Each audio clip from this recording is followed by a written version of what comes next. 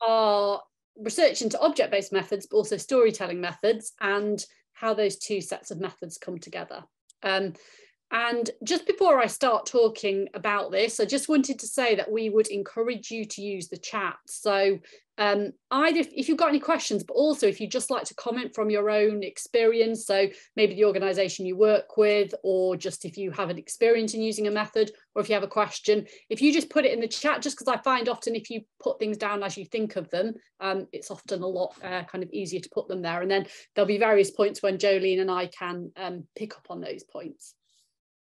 Okay, so what we're going to start off by doing is I'm going to start off by talking about why I've used these methods. So I'm based in sociology at the University of Manchester at the moment, but I've come through various academic routes. So I started my career in anthropology, and then I worked in art and design for a long time. And for me, I started off by using object-based methods because I started off my research in fashion and clothing. And I started it as a social scientist, and my research was into women's wardrobes.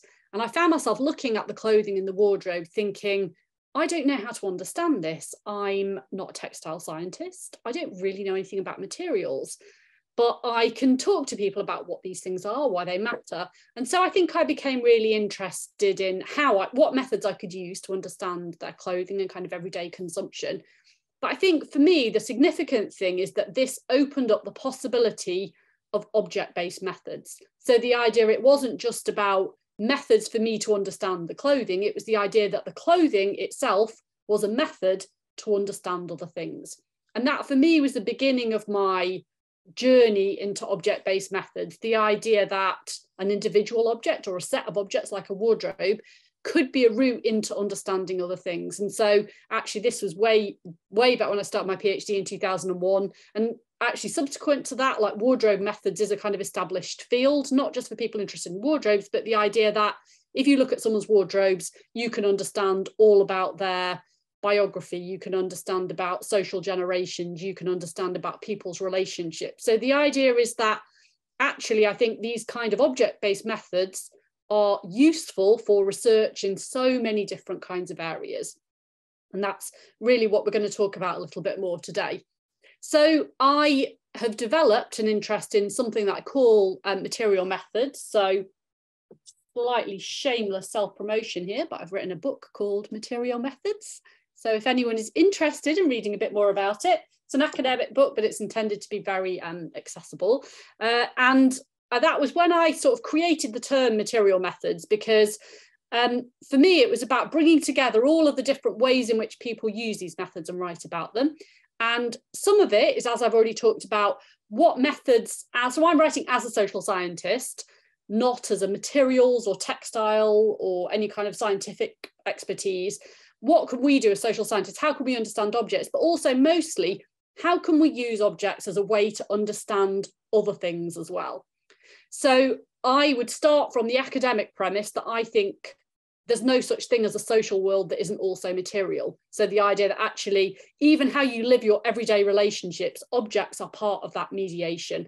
They're part of our identities, they're part of our relationships, they're part of our biographies. These things are completely entangled. So actually, I think that's one of the reasons why objects are a really good method to help us understand all of these different things.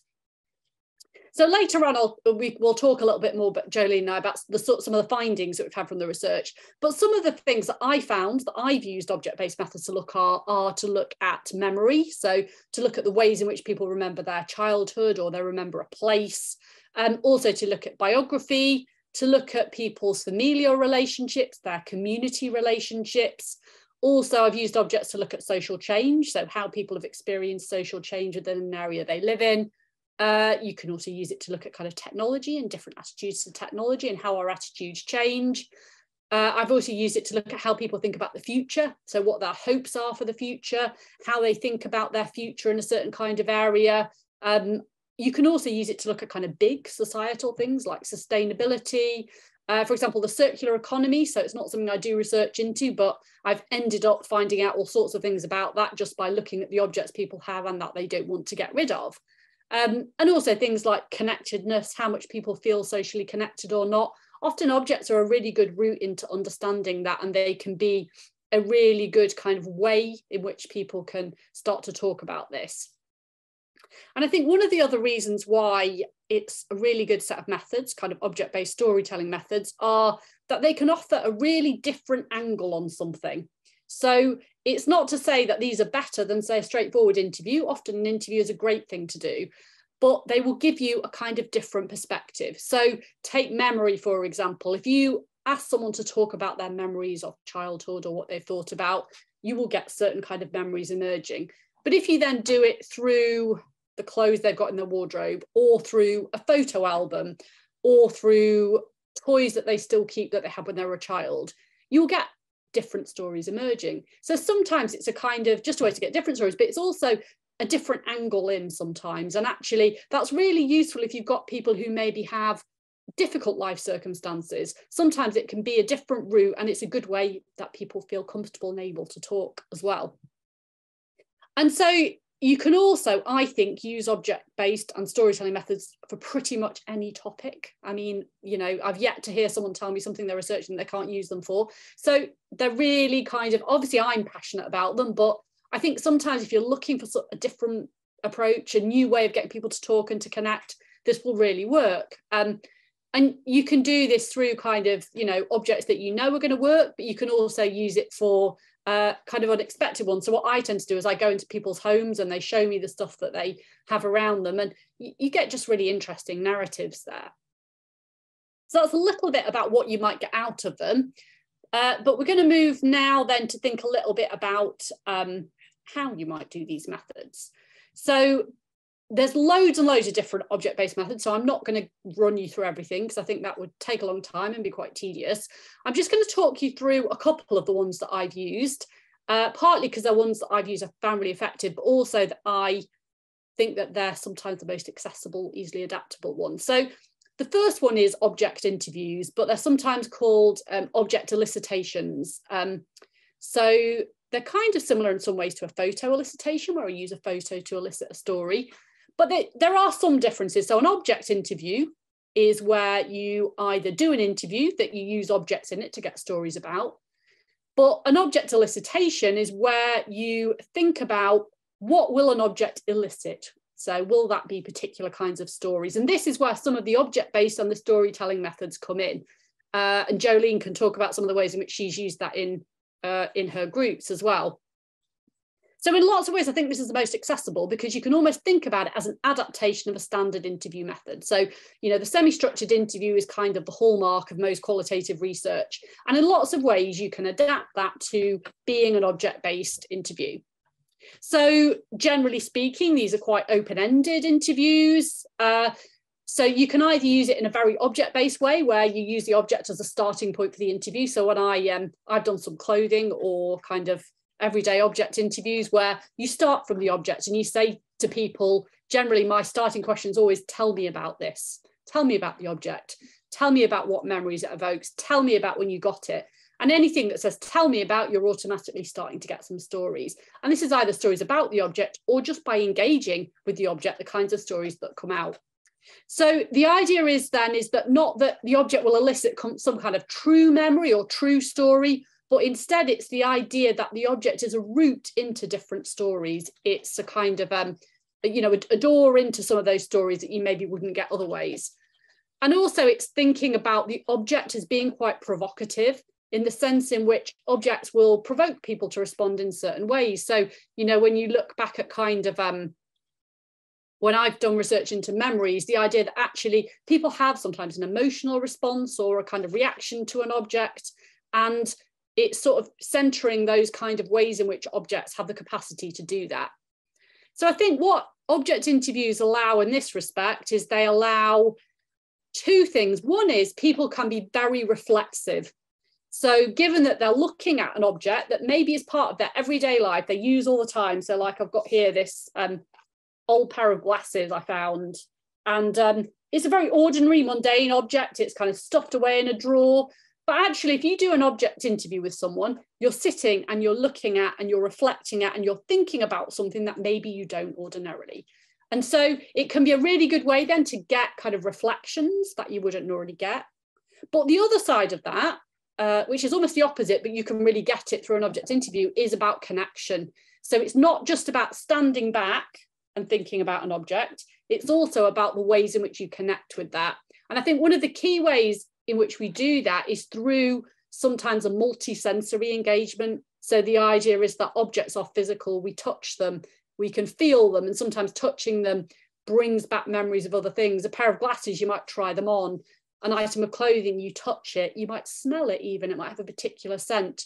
And actually sometimes these can be a really good way in which people can connect to the thing and there in turn start to connect to some of the stories that it allows. So that's the first method. Then the second I wanted to mention briefly, very similar to that, but it's more collection-based interviews. So I've done a lot of work, as I said, with wardrobes, but also I do research at the moment into dormant things. So that's things people keep in their homes, but they're not using anymore. And it's a really good way in which people have agency then to choose which objects they talk about. So it's not just kind of one object. It's a really good way. So I've got a little box of my dormant things here, which I don't know how you'll be able to see. I'll hold it up. But it's a little, I call it a treasure trove. So it's got some old swim badges in there, an old mirror, another old pair of old glasses, so a ribbon, so various, an old sewing kit as well. So various kind of everyday objects. But when you do a collection, use collections in this way. So when I say collections, I'm not talking about museum collections or anything formal like that. It's much more these everyday selection of objects. So you can do it with what's in your handbag. That's another good one. It's a way for people to choose which object to respond to. And then actually it's a really interesting way to get to sometimes small stories. So it's not like necessarily big special objects. It's about the kind of little stories that make up everyday life. And I think it's a really interesting kind of method in that respect. And then the final thing I wanted to say before I hand over to Jolene is about writing. So most of the methods I use are getting people to talk. So I spend time in people's houses and I get them to talk about their stuff. But I have done a little bit of getting people to write. And so I've done, where I've brought groups together and people bring along a dormant thing and I get them to write about it, or I get them to write about each other's objects. And that's a really explicit way to link the object-based method and the storytelling, where people sometimes they'll write a fictional story about something, or sometimes they will do an almost kind of personal story about it, or they'll do a kind of archaeological thing almost where they think about what the object could be or not. And I think writing as a method, an object-based method, is more reflexive, I think, because people sit down and they think about it. Whereas when you are standing talking to people, generally people don't want to stand in silence for a long time thinking, they will start talking. But if you do writing, people have a lot more space and time to think about it and write. And so that's always something to think about when you're doing these kind of methods. What would work better? Do I want people to have a bit of time to reflect, or do I want to go straight in and I don't want to get their straight away responses? So Jolene, I'm going to hand over to you here to talk a little bit about this. Before I start talking, I was going to ask Asha if you wanted to say anything about Photovoice.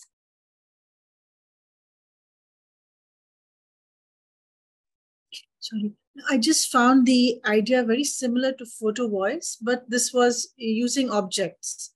So Photovoice is when you can take pictures and look at them and understand what's going on in people's minds, or the perception that they have, or the connections that they draw. So I found the idea quite similar.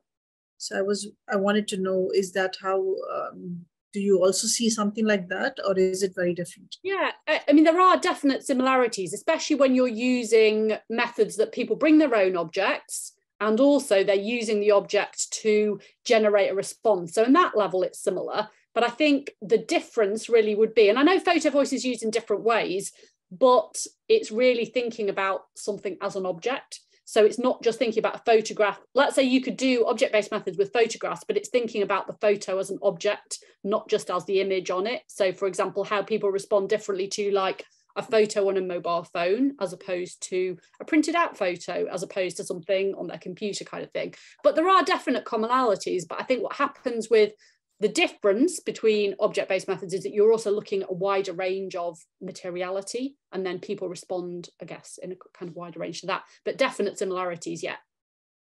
And I think in objects is also very tangible. So when you are touching or feeling an object, it gives you probably a different or a deeper maybe understanding than a photograph, but then it would change from individual to individual. That's interesting. Yeah, no, it is really interesting to think about those kind of connections. Yeah.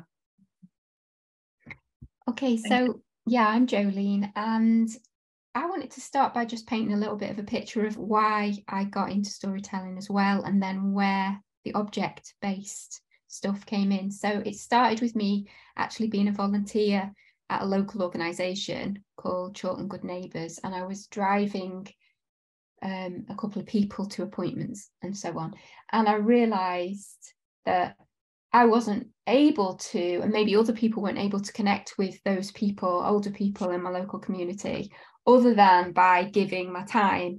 And I wanted to help create something that was more of an exchange. So I spoke to the organisation and asked if I could use the idea of bringing those older people with their stories and some other people with the will to listen and the, you know, desire to write together in an exchange. And that's how it started. And we created a book called Stories of Our Lives. And then we were going to do a second book, and the pandemic happened. So we went online, and I sort of broke away from that as an organisation. So that's kind of the context where it all started. It was simply a desire as somebody that cares about community, loves connecting, to create opportunities for that for other people. So I came with the purpose that's still there in my heart, which is just bringing people together, finding ways of getting them to connect with themselves and each other with a sense of purpose and a sense of agency and something to bring. And it's kind of transformed into, rather than there being a separation between those with stories and those with the skills to listen and write, everybody gets to write if they want. And I'll just paste the website. So that's what we've created. Well, we ongoingly post on that blog, so that says a little bit more of what it's about. So then within that, in an ongoing conversation with Sophie, we started realizing that what we do has so many similarities and parallels. I suppose the difference is, Sophie, you tend to work with individuals, don't you? And I'm more about bringing groups of people together and getting them to do the work. So I'm not interviewing individuals, I get them to talk to each other a lot.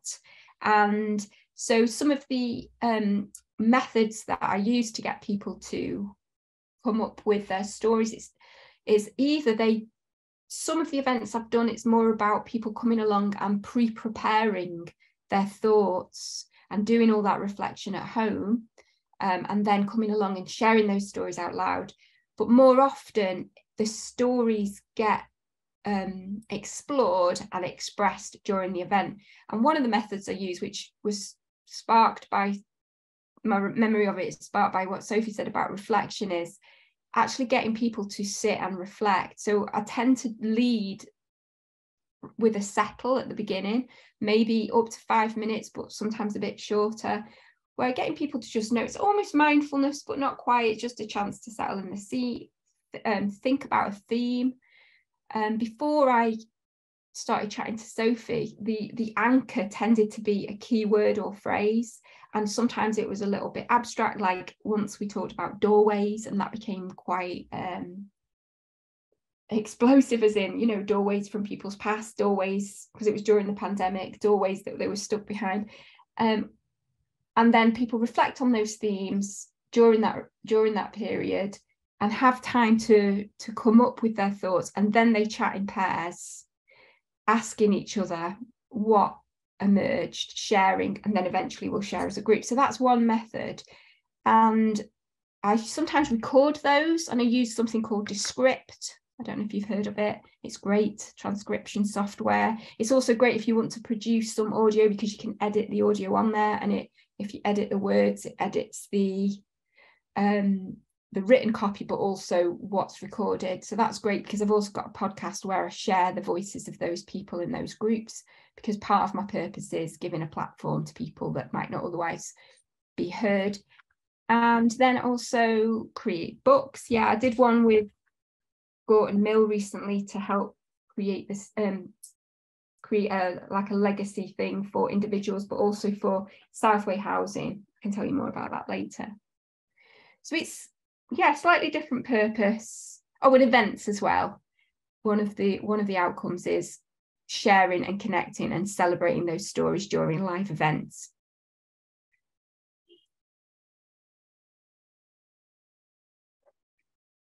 Okay, so we just have one more question in the chat as well, which is about object or photo voice that Helen's asked about. Does this relate to individual learning style? So whether people are kinesthetic, visual, auditory, and how that might impact their interpretation. Has any research looked at this? You know, I think that's a really good point. I don't know of any research on this. That's not to mean there isn't anything, because I think what we tend to, there's an awful lot written about kind of reflections on, you know, certainly around creative methods in general, and the idea that actually some people respond better, for example, to arts-based methods than other. But there's less, I don't know if there's any direct research that shows that if you're more kinesthetic, you'll like this method, but there is quite a lot of reflection on, also the other way, the idea that actually for so long kind of interviews were presumed to be the main method of how you do qualitative research, but actually that really doesn't work for a lot of people, and a lot of people just don't respond to that. And so actually it's really important that we do have different ways of doing this kind of qualitative research that does allow people who are much more visual maybe to respond to things. So I think that sometimes, I mean, obviously I really like object-based methods, but sometimes they do really help with this anyway, because it is so multi-sensory, and so it allows the possibilities, I think, for people who respond very different ways to pitch into different things, especially if people are bringing their own objects, because, you know, someone could bring in like some music, because actually music is material, and so if that's something they respond really well to. So I personally think it allows for all of those different kind of sensory elements in lots of different ways. But I think it's a really interesting point to reflect on, really. And we do really need to engage with, if you work with a particular kind of group, what do we think those people will respond to? Are there demographic factors as well that maybe influence whether people would prefer to write or whether they would prefer just to talk? And I think these are really important things for us to engage with in terms of how we can do research that is effective. Okay, so then a little bit more then just about the who. So as Jolene's already mentioned, most of the research I do tends to be with individuals, and I tend to do research mostly in people's homes. So it's just me and the person I'm researching with. Sometimes I do interview pairs, so I'll do material methods with, say, a couple who want to be interviewed together, but it's usually with individuals.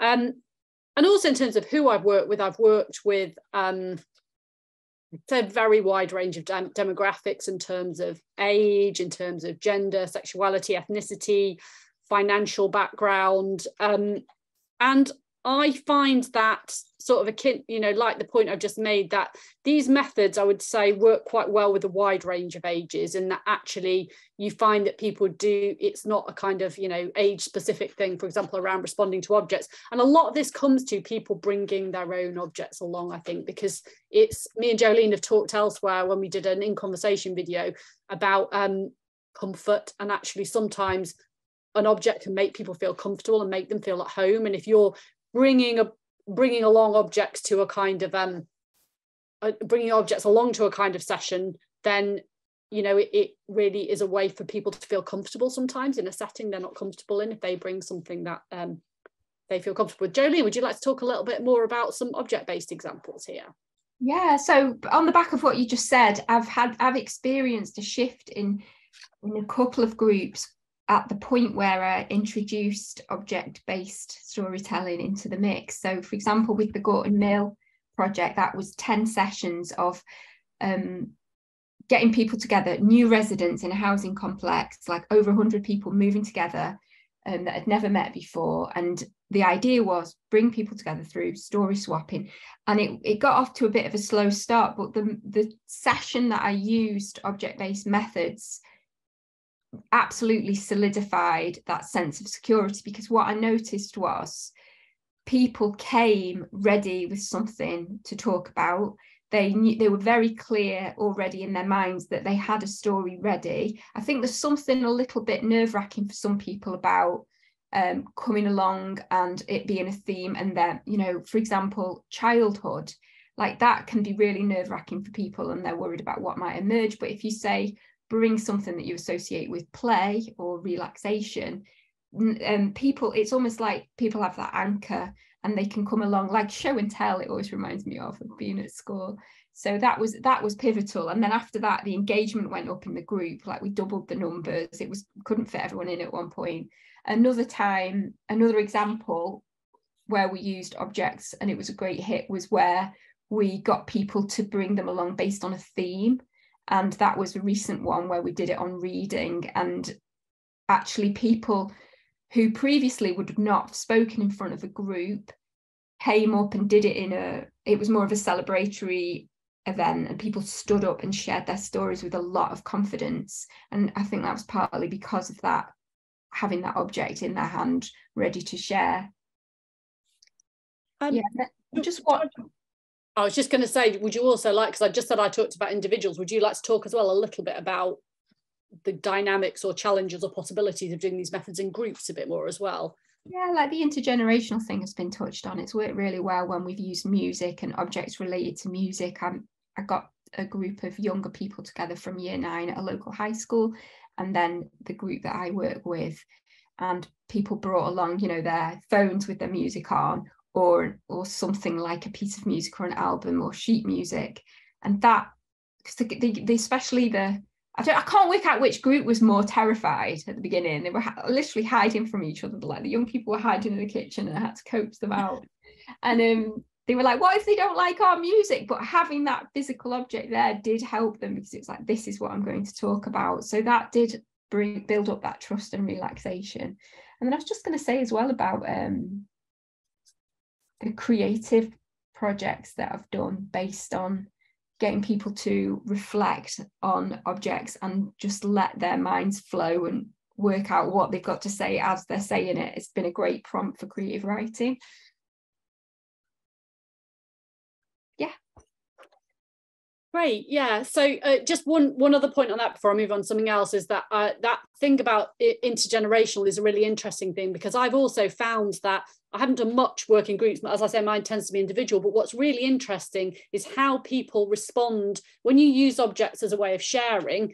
Let's say, me and Jolene did an event and some people brought along toys from their childhood. It's a really great way for other people to then say, oh, when I was little, we played with this. And actually, you find that people often respond to someone else's object with a story of their own. So it's not just about the object has the story of that object. It then prompts and promotes and provokes people to bring stories of their own. And if you can get kind of common objects that people respond to, like, childhood toys, music, there are certain things that really get people going. And it's a great way also for kind of making connections, because people are learning from each other. It's not like, oh, the older people are the authority here, or the children are, or the people in the middle. It's we can all learn from each other. And I think that's generally really good for kind of group dynamics. So I've just realised I'm going to share my screen briefly, because I just realised we could show the toolkit actually, just briefly. So Jolene and I have worked together to create this booklet. I'm hoping you can see it now. This booklet called a Storytelling Toolkit, which it will be available online. And Ali, I think, is also going to send out a survey, because we have some physical copies we can give to people as well. And basically, this is a toolkit which outlines object-based storytelling methods. I'm just going to flick through it briefly, just to show you we've got 5 methods in here. So the first is about collect and connect. So this is about methods to kind of get people to bring along objects. Object story exchange, so that's a bit like the object interview we talked about. Show and tell, Jolene's already sort of mentioned show and tell.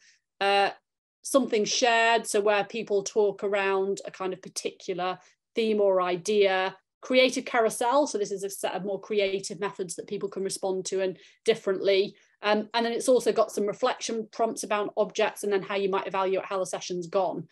So this booklet is a really useful toolkit if you think that you might be interested in using these kind of methods and you're not familiar with them. So I showed you my book already, but that is it is an academic book, but it's intended to be accessible. But this booklet is really definitely accessible, and it really is just sort of about introducing them to different groups. So later on, Ali will share a link, I think, where we can get you can get a physical one as well as that.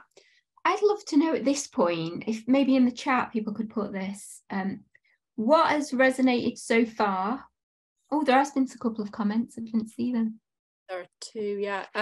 Let's talk about that first, and then I'll ask the question. If you can't interview in people's homes and you think they will be reticent to bring something with them, have you ever brought a collection of objects to the session and then talk about the objects? Yes, so we can talk about that. So we've done this a couple of times where we've created an event and brought what actually looks like a jumble sale along, where we set it out around the room, and then people have got the option to bring something. But like Sophie just said, people have ended up bouncing off each other and off each other's stories just as much, and got out just as much, if not more, from what they've found there. Yeah. What were you going to say about it, Sophie? Yeah, I was just going to say that bringing along, I've done that quite a few times. Whenever I've worked in a group, I've done that, and it works so well, getting people to respond to the objects there. The key really is to have a kind of wide enough range of objects, and as I said earlier, you'll find certain types of objects are so provocative that everybody kind of it sort of resonates with lots of people, and some things it's like you have to think through your audience a little bit, because for example, I think one of the most, for someone of my age, I think like a tape or a kind of old CD player. So we had one at an event, and it set everything going. But then actually, if you have people who are too young, that's like a historic artifact, isn't it? And so they might find it interesting, but it's not gonna get their feelings going in a way that it does for someone my age, for example. So the best thing is to bring along, and that's why I think sometimes bringing along a range of objects works, because something's going to hit home, if you bring along sort of 10 objects. And Jolene and I have done it where we've displayed a load of objects on a table, and it's really interesting sometimes what gets people going based upon what you think is going to sort of get them going. Yeah, and you can always change the question as well too, if it doesn't cover it, that in what way can you picture this being used, if it is like a young audience. I was going to ask, what has resonated so far with the work that you already do, or what could you add to in a comment that we maybe haven't covered so far? And whilst people think about that, maybe put a comment in, I'll just respond, because Suzanne's written a comment there about the intergenerational work and the idea of boundary objects. So if you work on a small project, you can bridge differences and objects can play a similar role. I think that's a really good point, is that actually it can be a way of making these kind of connections and stepping across different groups, whether that's ages or anything else. Miss Kim, your hand is up.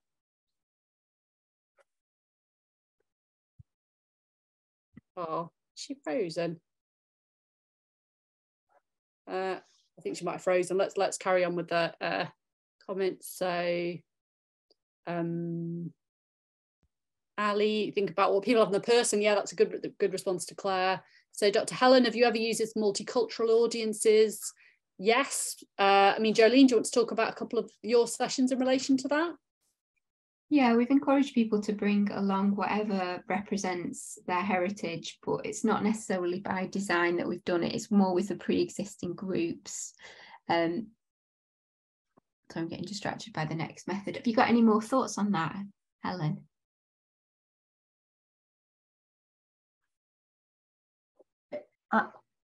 Sorry, I've just been involved just recently, and I'm just finishing off a project now where I'm working with a large group of multicultural women, minoritized women, and I'm trying to give them opportunities they wouldn't otherwise be exposed to.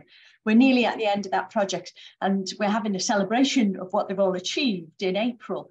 And I was just thinking about follow-on things that I could do, and also my colleague that I work with on that project is into diversity, inclusivity, etc. That's her role, that's her job. And I just wondered if this was a way that we could use it in that area to help, break down some of those barriers and overcome some of the inhibitions and whatever, because anything that you can use in that space is going to be useful, isn't it? Yeah. It is lovely to be for people to be able to bring along something as an anchor point. And I'm asking you for your thoughts, because I'm about to embark on a project with a ex-linguistics professor, and we're going to call it Languages of Our Lives, and I plan on very early on doing that, because it is such a good starting point for people. So yeah, I would definitely encourage you to give it a go, and maybe consult with them about what theme, if any, maybe to narrow it down, like what do they want to represent. through that object, or what do they want to explore? Yeah, and do that co-creation that Melvin was referring to, collaboration, etc. Yeah, more likely to get them engaged, isn't it? Thank you. Thank you, Helen. And So, do you just see, is Miss Kim still frozen, or can you hear me? If you are, would you like to? Oh, she's gone. Okay, that's that answer. So sorry, Jo, would you like to say something about your comment? Yes, so it's quite a useful method to have an object as a starting point for what can otherwise be a very dry and theoretical conversation, which students, whether they're BA or MA level, can be quite hesitant to take part in because they feel they don't really know enough yet to kind of speak up. And if we're trying to unpack this complexity of what is fashion and what is clothing, if you can ask them to bring along an example of each, and then you start talking about, you know, two people bring along a t-shirt each, and one says, well, this is fashion, and someone says their t-shirt's not fashion, it's clothing. And then you start to sort of unpack some very complex theoretical ideas through an object and have a really lively, engaged conversation that you wouldn't otherwise have if it was just sort of a presentation on, you know, etymology of this terminology. And I find it particularly effective here in Norway, where I'm teaching English language concepts to people who are native Norwegian speakers, which has a more sort of economical vocabulary. Essentially, fashion as a word has quite a different connotation here than elsewhere. So objects in that sense can open up some really interesting conversations. It's also a really great way to teach fashion history, rather than trying to get all students to understand everything that happened in fashion history, taking them to a museum and getting them to, you know, adopt an object and research and contextualize that in how it happened. Like, why did a particular object happen in time? Is much more effective than trying to get them to read and read and read and absorb theory. Yeah, I think that's it. I think one of the things about you can get here about objects as well as it gets to complexity. I think you mentioned that briefly, is that quite often so many things are actually ambivalent and contradictory, and objects allow that contradiction and ambivalence. And I think, you know, so taking that example you've talked about, fashion and clothing, I've had it with students where I talk about fashion and style. And if you get them to talk about it, it's so simplistic. They'll say, oh, fashion's this and style is that, job done, debate over. But actually, you get them to talk about it through objects. You know, at the same time, you could say, well, everything is fashion. Nothing exists outside the fashion system. And so you can start to get those complexities through objects. And I think it's the same when we look at people's lives and experiences. You can, so I've done a lot around people's objects to think about people's relationships. And actually, you start to get to the complexities of actually, you know, a certain person who you love. So someone I interviewed, for example, she's Korean and she lived in England, and her mum kept sending her saucepans, and she loves her mum. But at the same time, by talking about the saucepans, you realise that it was also a burden, this love, because her mum seemed to think you couldn't buy anything in England, or, you know, saucepans apparently would be inadequate here. And it's really interesting to get to that way that she loves her, but also that her mother is kind of worrying about her overseas, and there's also this burden of the love and not letting her grow up. And I think that's what, for me, what object-based kind of interviews allow. Had I just said to her, talk to me about your mum, I might not have got to that. And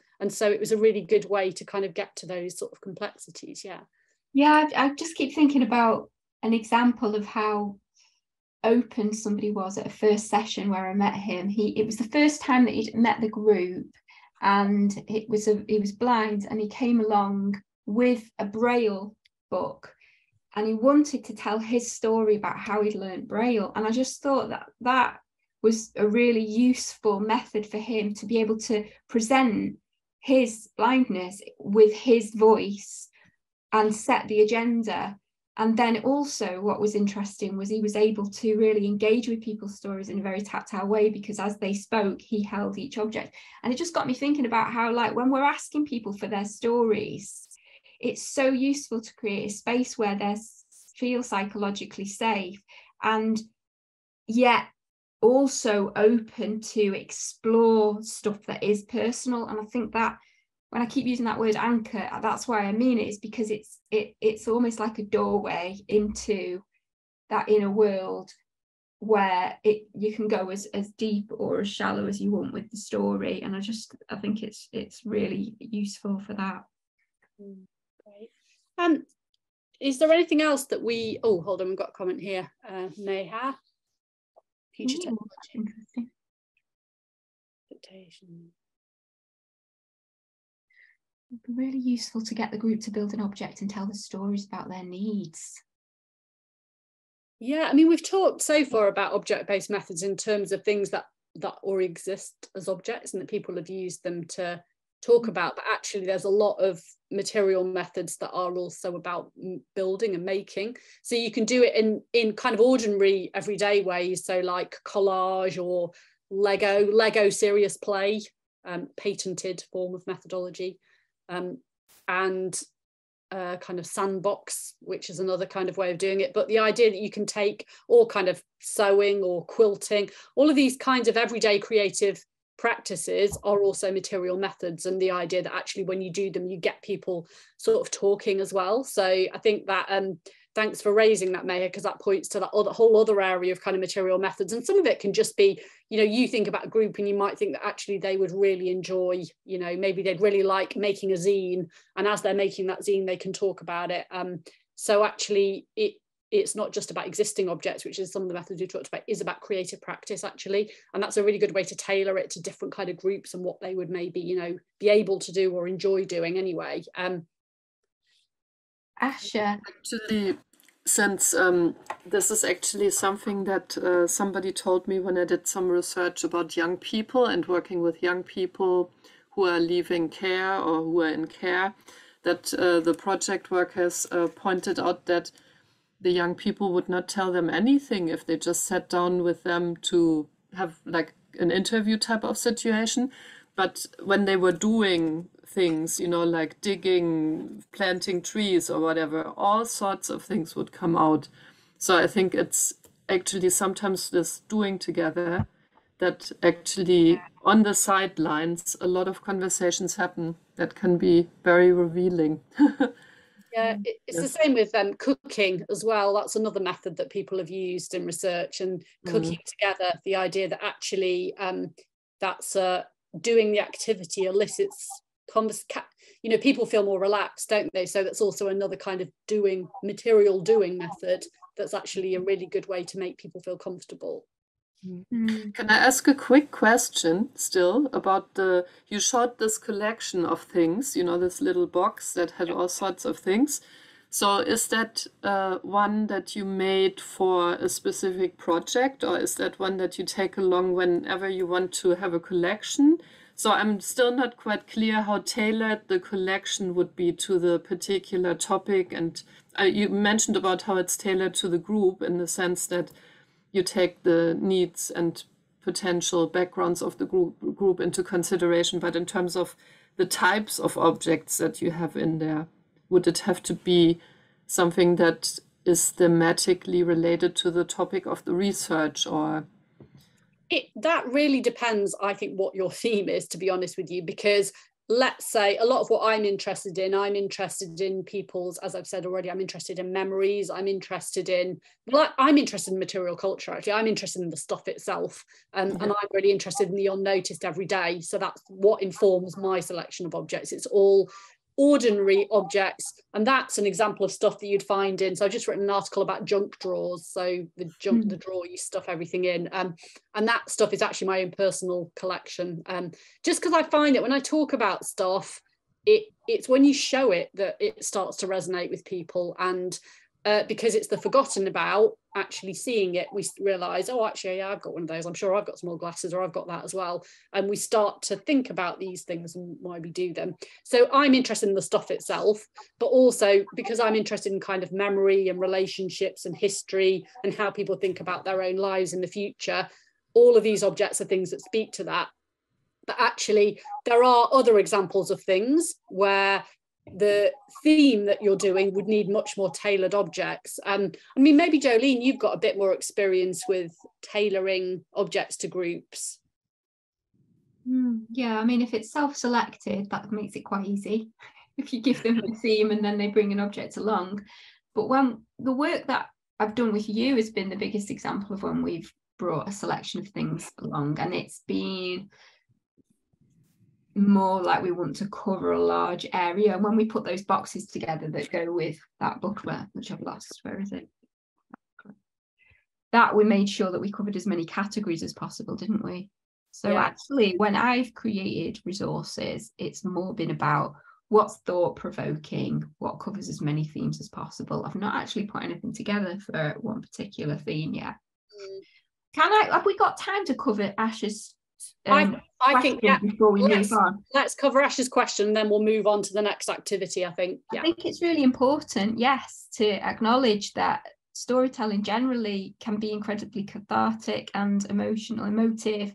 And, you know, I can only speak from my experience as a practitioner and what I've done to safeguard and, you know, be as trauma sensitive as possible. But I think between us, it might be that you know what works with the groups that you've worked with. For me, what I always try and do when I'm working with groups is establish agreements of what people are comfortable sharing or not, you know, what would help them feel as safe as possible, and then create those as something that we can refer back to. I use the some circles where, you know, I put comfort in the middle, and then challenge is written around the outside, and then on the outside it says overwhelm, and highlight that if at any point people are feeling overwhelmed, how we can ground ourselves. But those are just precautionary. Usually it doesn't become so evocative, because that gradually over time I build up relationships with people, and, you know, always say only share what you're comfortable with, and also welcoming emotions. If people do get emotional in relation to it, knowing that, letting them know that if they're comfortable with that, you are, and just letting people have a moment, it really is helpful, because sometimes that's a beautiful catharsis, you know, within that grief that could come up. Maybe if an object reminds people of loss, it's also love, and that's a privilege to be part of. But I understand in different contexts that might be very different. What I'm doing is about helping people connect with themselves and each other, so it's kind of part of the process, but we do it in a light way. Has anybody else got any thoughts about what works for them in their context on that, or might work?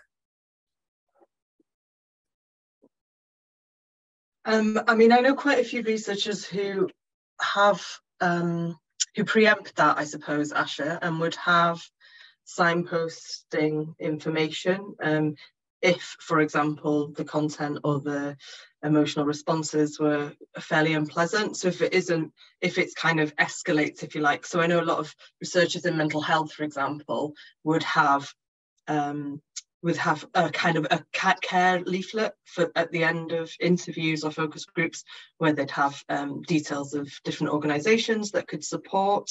So that's kind of maybe tipping slightly into the something unpleasant comes up through that emotional kind of connection with the research material. Yeah, and then bookending it, Ali, if you don't mind me jumping in. Like when I said about agreements at the beginning, it's kind of personal boundaries as well. It's going in with from the very beginning with like, what is your purpose, and communicating that as clearly and kindly as possible. So, you know, it's okay to say, I'm not able to do anything therapeutic here. I am really interested in your stories. What would feel safe, and what should we do if you notice big feelings come up? That kind of thing can be helpful, because it's just naming it, isn't it? That, you know, because people, that might really be quite soothing for people if they're coming along thinking, oh, I might be triggered here. I noticed Kim's got her hand up. Kim, would you like to? Oh, yes. Sorry, ladies, about earlier. I heard you calling me, but my computer wasn't allowing me to participate for some reason. Anyways, so I don't know where mine fits in there, but working with the girls and women that I work with, my focus is very much on identifying their key elements of resilience. So a lot of women, their confidence is initiated once they realize how resilient they're actually capable of being, and they are. So just hearing you guys talk about the object-based theories, I'm thinking that's an incredible way of incorporating that. So for me, it would be maybe an example of that might look like asking them to make a list of the things that they have in their home that they don't use and why they kept them, and trying to kind of really work through that and identify what part of that is a memory that they want to just maintain, or perhaps it's something that they feel it will be useful in the future, you know, and looking at how that feeds into resilience and how, and you know, just, I don't know, the dynamics around the reasons why they keep things is very interesting, and how it links to resilience and sustainability for me. And then using that to empower people to recognize within themselves that they have more qualities than perhaps they perceive. So yeah, I just wanted to share that because I found that an interesting connection. Yeah, thank you. It is, yeah. Yeah, it really is. I think, again, that sort of goes back to what we're saying about different routes into things. And actually, it's sometimes, if you're sort of trying to get people aware of how resilient they are, then sometimes looking at the stuff they've got can be a different route into that, and making them kind of realize that, because that stuff is theirs, isn't it? And, you know, they've kept it for a reason. Can I just add a small thing that happened as well when the workshop, the in-person workshop, the training on the booklet, on the resource, that was all professionals, and there was a kind of introduction that Sophie ran where people kind of described or talked about an object that they had with them. So that's kind of linking back to the question you asked, Claire. So most people had like a watch or a wallet or set of keys or something. But then what happened is they all got given a box, and the box had a few objects in it as well as the physical resource. And what that elicited is that people started to talk and share about things that they wouldn't have shared otherwise, but that were still mediated. So they still kind of had their own professional boundaries, but they were kind of choosing to share and connect and discuss different topics, because they were kind of provoked and prompted to think about things based on the objects that Jolene and Sophie had collected and put into the boxes. And just before you move on, Sophie has mentioned it, so we've got, I think, 8 or 10 of these boxes left, but that's it. There's no more going to be produced. And if anybody does want one, I'm going to send a little link in the chat. So if you just click onto that link, maybe not now because we're going to move on, but save that link and we'll post them out to you. And I guess we can do international postage as well, can't we, Sophie? If people from not in the UK would like that, feel free. Don't feel that's not a barrier. Please, if you would like a box, just give me your address on that link. Okay, great. I think we should oh, sorry, were you going to say something, Mayha? Yeah, no, I was just wondering what the difference is between like online sessions and sessions in person when you're sharing objects. Like, how much does that impact sharing the story? It's an interesting question, because I would have, pre-pandemic, I would have said, oh no, it has to be in person, it's multisensory. And then I've done quite a few sessions, either in individual interviews or group sessions, and I found that it's amazing how much you can still get out of it. And the advantage is that people have all their stuff around them, so they can go and grab something. You know, it's not just what they've remembered to bring with them.